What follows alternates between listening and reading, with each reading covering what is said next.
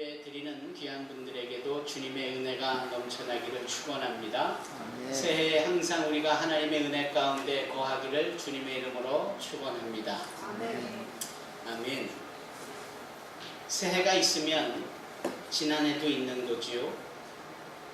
그 새라는 단어는 new year라는 뜻이겠지요. 그래서 1년 365일이 같이 있지만 숫자가 바뀌었습니다. 2018이 아니라 2019가 됐습니다. 이런 차원에서 새, new라는 단어가 붙은 거겠지요. 그런데 이렇게 동일한 입장에 있지만 숫자적으로 새롭게 되어진 이런 시간대를 헬라 사람들은 네오스라는 단어를 썼습니다. 그렇게 표현했습니다.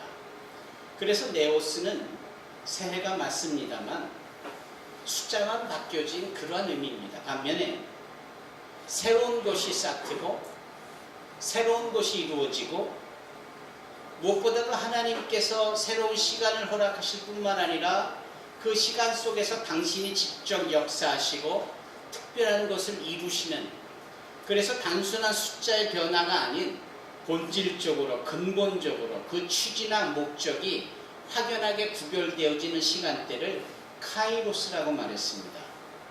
그래서 우리 믿는 그리스도인들은 새해라고 말할 때 이 새해가 네오스적인, 작년하고 비교해 볼 때 숫자만 바뀌어진 의미가 아니라 새롭게 펼쳐진 이 시간 속에는 하나님이 나를 위하여, 우리 모두를 위하여, 더 나아가 우리도 하나님의 영광을 위하여 특별한 일을 행하겠다 하는 고백과 결단이 함께 담겨져 있는 그러한 시간대로 이해되어야 하고 그렇게 적용해야 합니다.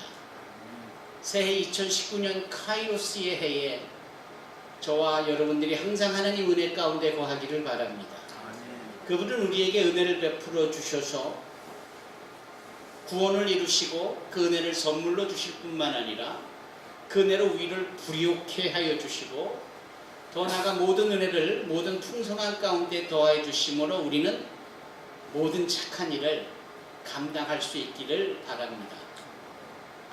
우리가 지지난주인가요? 작년에 마지막 때에 마태의 간증에 대해서 도전을 받았습니다. 그의 간증은 자기가 죄인이고 세리인데 찾아오시고 불러주신, 그리고 심지어는 당신 집으로 찾아와 주셔서 다른 죄인들, 세리들과 함께 먹고 마시기까지 하신 그 주님에 대한 감동을 본인이 간증하듯 풀어낸 말씀을 우리가 대했습니다. 그러니까 그냥 흘러가는 시간이 아니라 마태는 그냥 시간이 어제와 같은 시간이었었겠지만 주님이 찾아와 주시고 주님이 불러주시고 주님이 함께 해주시기까지 한 이 시간인지라 그냥 어제와 같은 시간의 네우스가 아닌 주님이 함께 하시는 카이로스의 시간을 말하고 있는 겁니다. 그래서 오늘 본문에 그때에 라는 이 타이밍적인 요소를 언급하고 있습니다. 이 그때는 그 상황 속에서 라는 의미일 수 있겠지만 적어도 마태에게는 주님께서 자신의 인생의 시간 속에 찾아와 주신 카이로스적인 역사를 의미하고 있습니다. 우리는 날마다 우리 주님의 오심과 그분이 우리의 가운데 역사하고 계시다는 사실을 인식하고 인정함으로 카이로스적인 삶을 살아야 합니다. 그때라 하면 주님께서 나를 만나 주신 때, 그때라면 주님께서 나를 찾아와 주시고 불러주신 때, 그때라면 그분이 나를 찾아와 주시고 불러주시고 함께 먹고 마시는 때, 이 카이로스의 축복이 저와 여러분들에게 있기를 바랍니다. 문제는 그렇게 주님이 오셨으니 과거의 삶과 달라야 하잖아요. 다르다라는 변화가 우리 가운데 있어야 하지 않습니까? 그런데 우리는 변화하는 게 참 어려운 것 같습니다. 심지어는 변화에 대한 두려움이 없지 않아 있는 것 같습니다. 부모님들은 어린 자녀들에게 이 새해 때 누가 내 치즈를 옮겼는가라는 어린이 버전의 책을 한번 구매를 하시거나 우리 도서관을 이용해서 자녀들에게 읽어주시기 바랍니다. 늘 치즈가 거기 있었어요. 이 쇠양지가 항상 가면 치즈 덩어리가 거기 떨어져 있었기에 문제가 없었는데 어느 날 가보니까 이 치즈가 없는 거예요. 이상하다, 왜 치즈가 없지? 한 생쥐는 궁금함과 의구심에 골똘히 생각합니다. 누가 내 치즈를 옮겼을까? 반면에 또 다른 생쥐는 더 이상 치즈가 없나 보다. 변화가 생긴 겁니다. 다른 치즈 있는 곳으로 가야지요. 탁월한 선택을 한 겁니다. 반면에 전자에 있던 생쥐는 누가 내 치즈를 옮겼지? 변화되어진 상황을 인식하지 못한 채 고민하고만 있습니다. 마치 그러한 모습이 우리 가운데 있는 것 같습니다. 변화가 있고 환경이 달라지고 심지어는 네오스에서 카이로스로 바뀌어진 상황 속에 변화에 대한 인식이 있고 거기에 대처할 수 있어야 합니다. 그런데 안 바뀌고 고착되어 있는 것, 이게 문제다 이 말입니다. 오늘 성진이가 왜 없죠? 우리 성진이가요, 항상 교회 올 때마다 손에다 뭘 이렇게 하나 들고 옵니다. 유심히 보셨습니까? 벼개를, 잘 때 비고 자는 벼개를 가져와요. 그건 아마 어려서부터 볐던, 지금도 어리지만. 그래서 그 벼개를 비고 자면은 너무나도 포근하고 안락한 그런 느낌이 있는 거죠. 이 벼개를 내 손에서 놓으면 내가 불안해지는 겁니다. 그래서 항상 이 벼개를 어디를 가든지, 유치원을 가든지, 교회를 가든지, 엄마 따라서 아빠 따라서 차 타고 어디를 갈 때도 베개를 항상 가지고 다녀요. 애니메이션 중에 스누피라는 것이 있습니다. 이 스누피라는 곳에 스누피 친구의 친구가 하나 등장하는데 꼭 성진이 많은 친구예요. 이름이 라이너스인데 이 라이너스는 베개를 갖고 다니지 않고 담요를 질질 끌고 다닙니다. 지가 잘 때마다 덮었던 그 담요, 그 촉감, 그 냄새, 그 안락한 포근함, 이게 없으면 불안해지는 거예요. 심리학자나 의료진들은 이러한 상황을 Syndrome of Fixation, 고착 증세라고 말합니다. 아주 거기에 탁 고착이 되어 있는 거예요. 고착이란 말은 아예 고집스럽게 거기에 이렇게 젖어 있는 거죠. 그럼 어떻게 해요? 그 고착 증세를 고쳐야 되는데 성장해 가는 만큼 그런 부분을 내려놔야 하는데, 아니 이 다음에 커서 군대 갈 때도 담요 가지고 가고 베개 가지고 가고 학교 갈 때도 그러고, 이게 웃기잖아요. 이런 점에 있어서 고착되어져 있는 이 부분을 우리는 변화라는 키워드로 바꿔야 합니다. 예수 믿고 하나님의 자녀가 됐는데도 옛사람 모습을 그대로 지니고 여전히 세상 사람들과 구별 없이 그렇게 살면은 이게 고착되어진 생각을 가지고 있는 거예요. 그래서 호세아 선지자는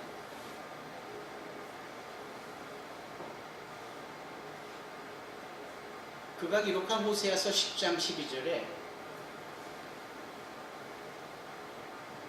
너의 묵은 땅을 기경하라 이렇게 말씀합니다.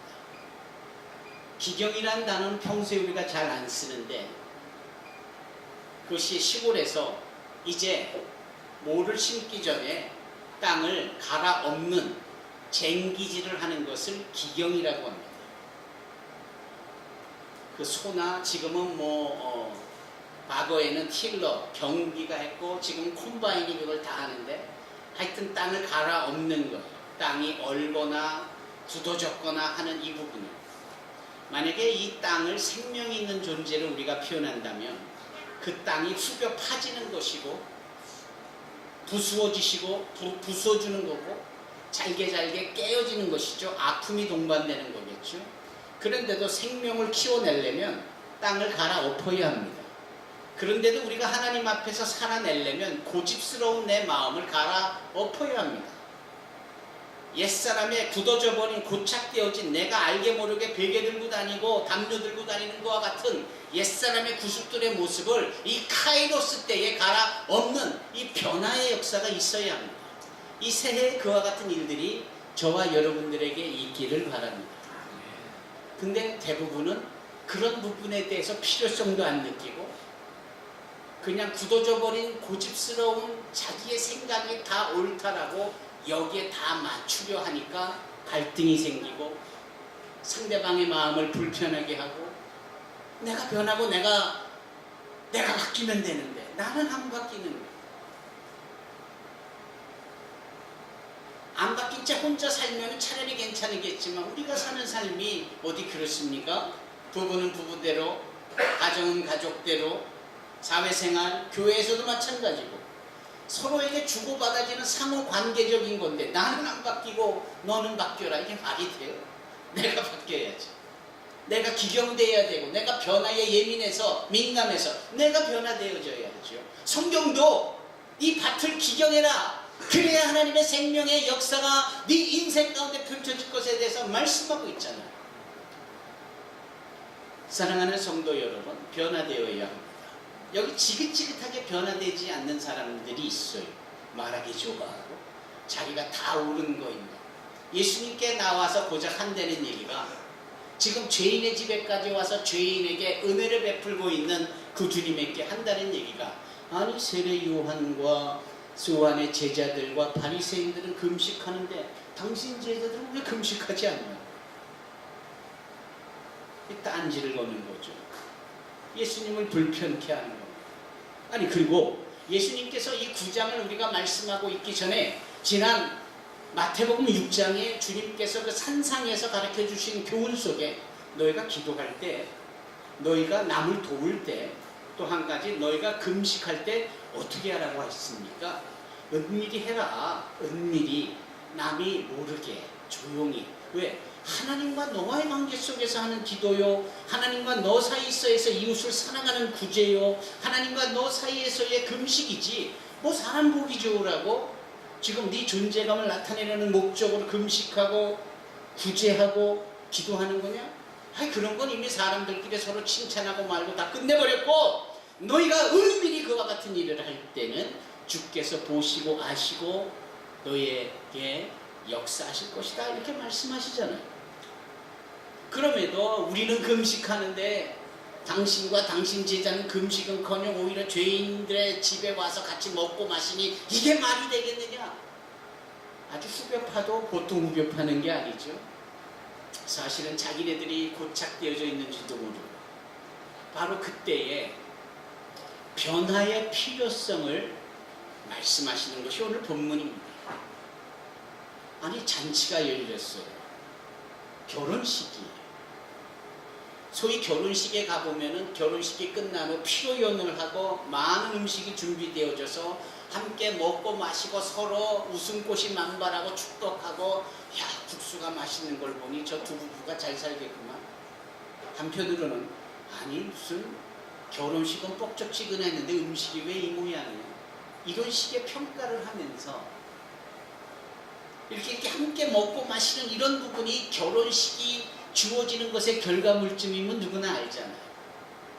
근데 그 자리에서 금식을 하고 있다?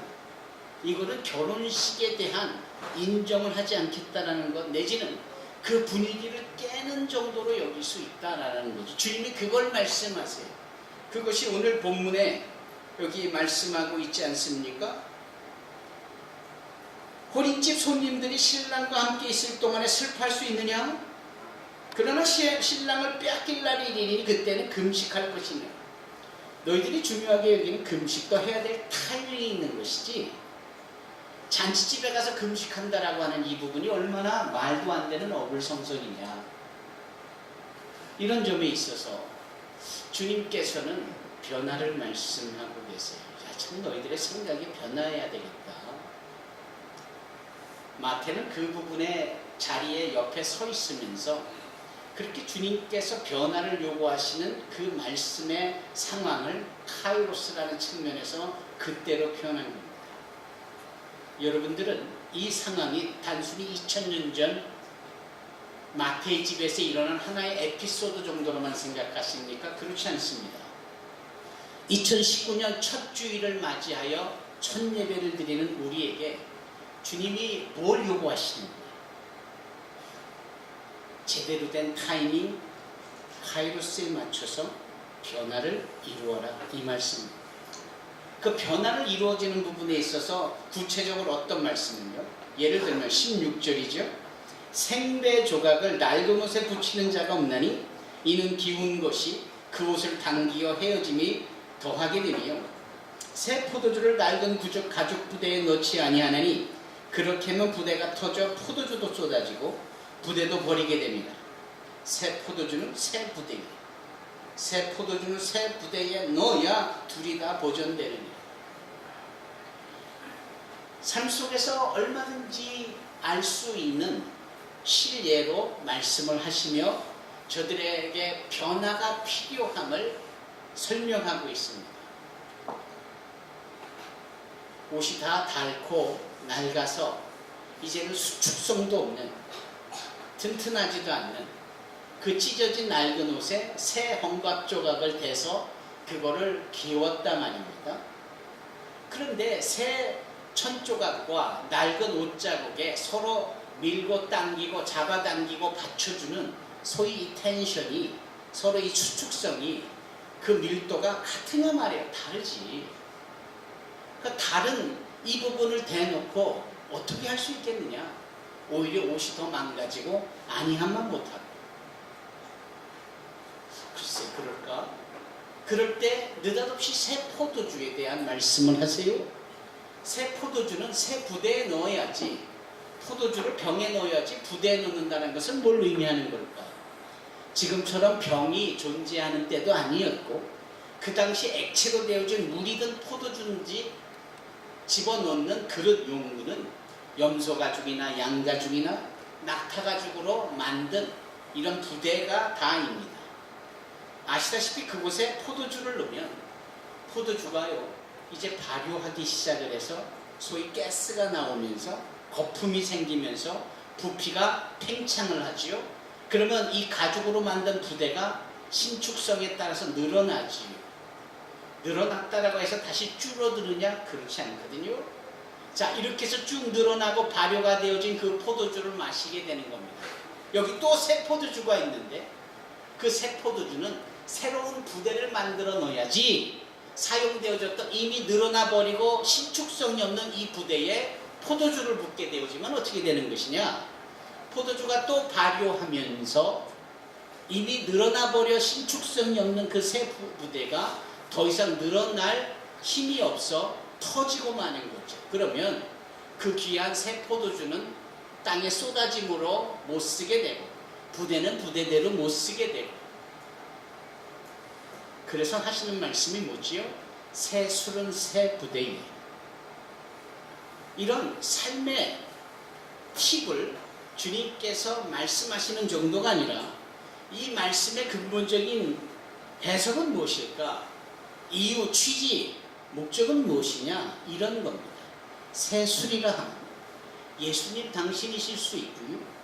새 술이라 하면 예수님 당신의 가르침이실 수 있고요. 예수님 당신이 율법이 완성시키시려는 그 하나님의 계획일 수 있고요. 이것을 받아들일 때, 이것을 담아둘 때 내가 새로운 존재로서 준비되어져 그것을 담아야 소위 함께 어우러질 수 있는 거지. 여전히 옛사람의 모습, 고집에 쩌든 고착되어진 나의 영혼의 상태로 그 주님의 새로운 가르침에 대하여 받고자 할 때 한계가 있는 거죠. 타당하지 않은 거죠. 어쩌면 이 말씀은 새해 첫 주를 맞이하여 이 새해를 어떻게 주님이 행하실 일들을 기대하고 담아내고 그것을 소유하느냐라는 이러한 상황 속에서 아주 시적절한 말씀이죠. 여러분들은 과연 새 부대로서 준비되어져 있습니까? 라는 것이 오늘 설교의 핵심입니다. 그리고 여전히 준비가 안 돼 있다라면 지금이라도, 그리고 그 준비되어진다라는 것은 나의 고착되어지고 고집스럽고 소위 나의 경험치나 내가 가지고 있는 알량한 지식의 한계를 부수어버리듯 기경해버릴 때에 소위 주님의 새로운 은혜와 그분이 역사하시는 많은 큰 일들을 우리가 다 받아 저장하듯이 소유하고 누릴 수 있게 되는 겁니다.